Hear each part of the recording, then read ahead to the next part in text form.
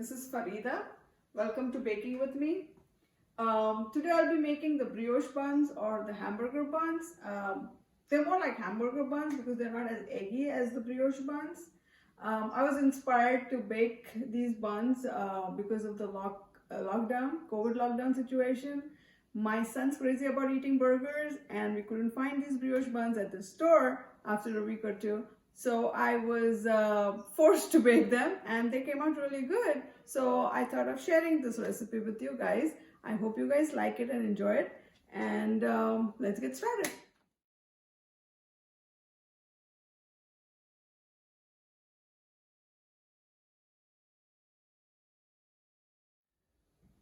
Okay, so I have all the dry ingredients here in the bowl, which is your all-purpose flour, the gluten powder, and the salt and the milk powder. So I have all those four ingredients here in this bowl, weighed out, and I just whisk it together to quickly give it a mix. And then we'll proceed with preparing the yeast sugar solution to proof the yeast. So I heated this sugar solution. We want it lukewarm so that we can proof the yeast. It's a typical process for proofing yeast. I use the dry active yeast. I'm going to take about 14 grams of the yeast. It comes to about 3 teaspoons or 1 tablespoon.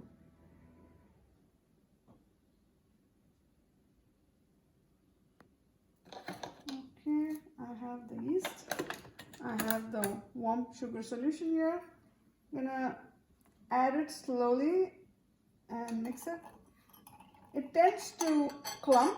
The yeast tends to clump in the water, so you want to add it slowly while mixing and make sure the whole thing is dissolved. It just proofs faster. Okay. So I'm gonna kind of like crush it against the wall of the bowl so that the clumps break and the whole thing dissolves in the water. The sugar is added in here because it gives yeast a good media, the good carbohydrates to break it down and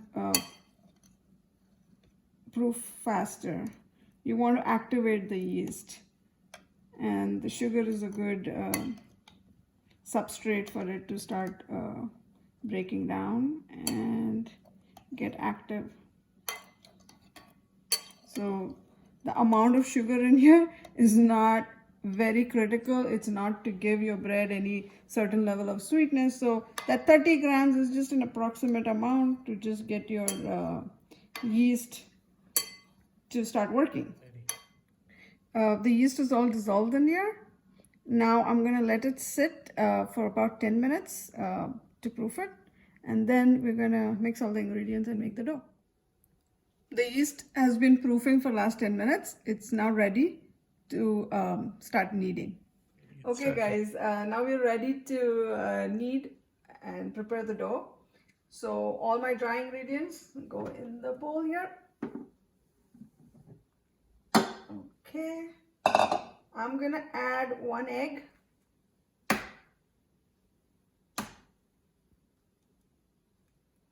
I'll put it in the bowl first before I add.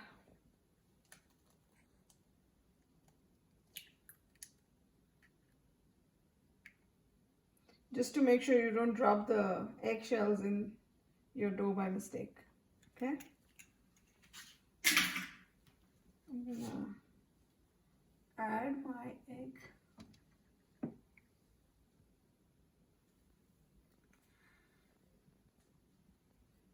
Okay. I softened the butter, the 41 grams of butter. I need a spatula.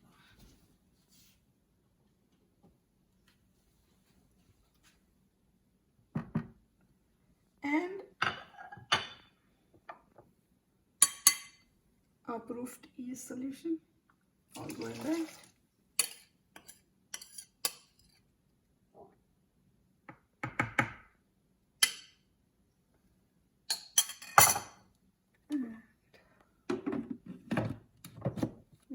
kneading.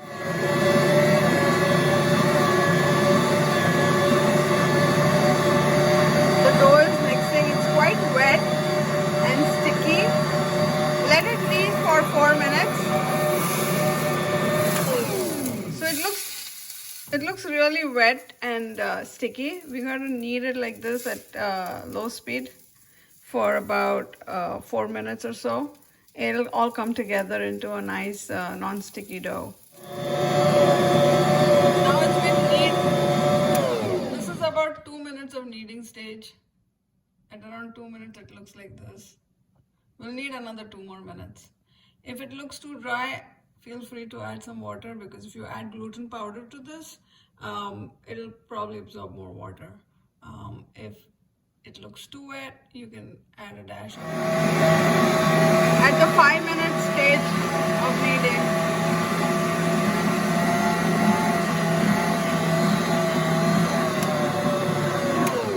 so now this has been 5 minutes of kneading. This is how the dough looks. At 6 minutes, this is when you know your dough is ready. See how the dough all came together? Now you know that the dough is ready. It took me around 6 minutes to get to this stage. Okay? Like that. So now you know your dough is ready. It doesn't stick to your hand anymore. And it's really soft. Okay? That, I don't know if you guys have heard of that window pane test. Let's do it against light. This is the window pane test. When I stretch it, it becomes like so thin, like a thin membrane, where you can see my finger more, right? But the film is intact, it's not broken. It's called the window pane test. Okay, at this point now, when your dough is ready, you could take the dough out and let it, put it in a bowl, cling wrap it, and let it rise. I just put the lid on and I let it rise in here. It takes around half an hour to 45 minutes, depending on the ambient temperature. When your dough is twice its current size, that's a good point where you can start your next step. Okay, see you after half an hour. It's been about 40 minutes and look at how it's risen. Now we're gonna knead it again for a minute or two. If it looks too wet, we can add a little bit of flour, but I think this one looks great. So now I just took the dough out of the machine. Look at how nice it is. Soft, doesn't stick, and it's very soft.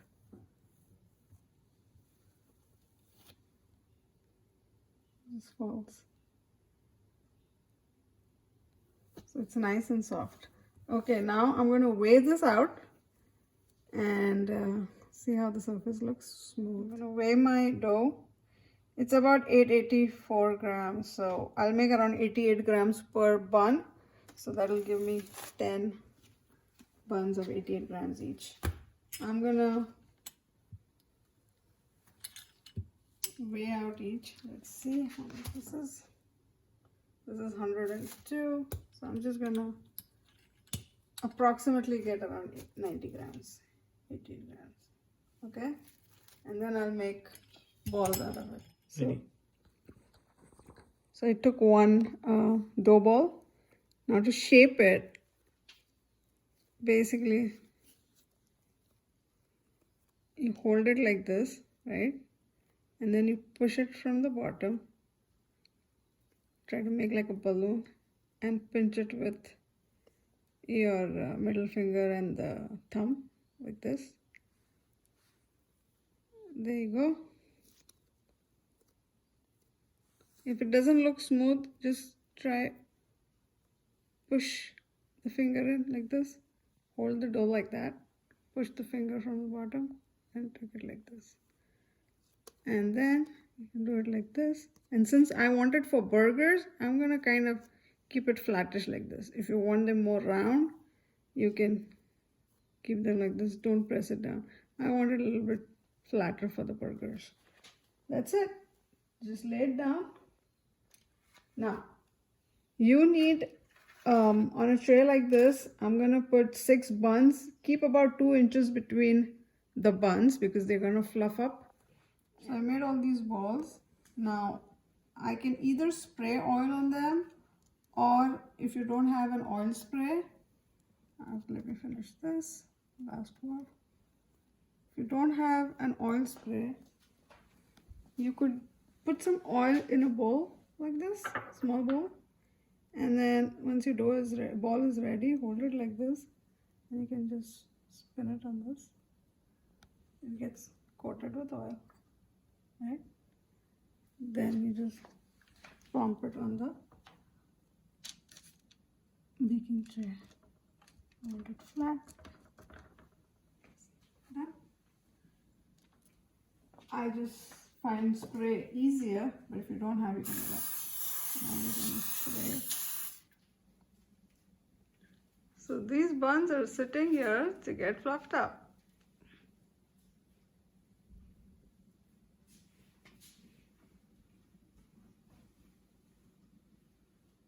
So the buns look good, around 35-40 minutes of proofing. They have more than doubled now. They're very light. Now I'm gonna start preheating the oven. We want to bake them for around 16 to 18 minutes at 375 degrees Fahrenheit. I'm gonna apply the egg wash now. So it's just the egg white. Egg wash is just the egg white, and I put a little bit of water. Whisk it. You got to apply the egg wash ever so lightly because you don't want to disturb the air bubbles in there and the film. Can you zoom in for a bit?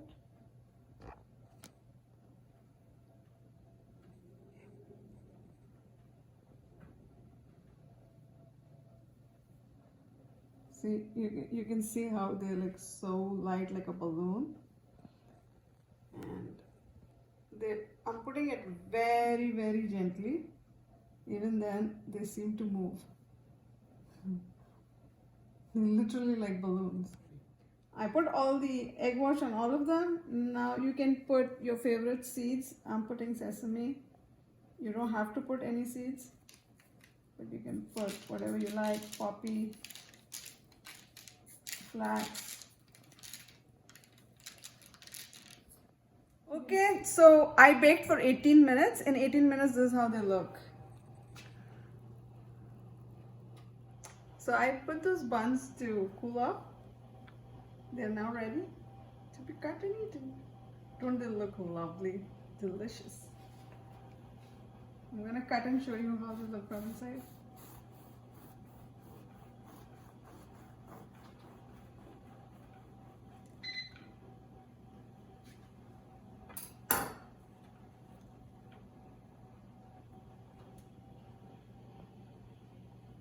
So soft.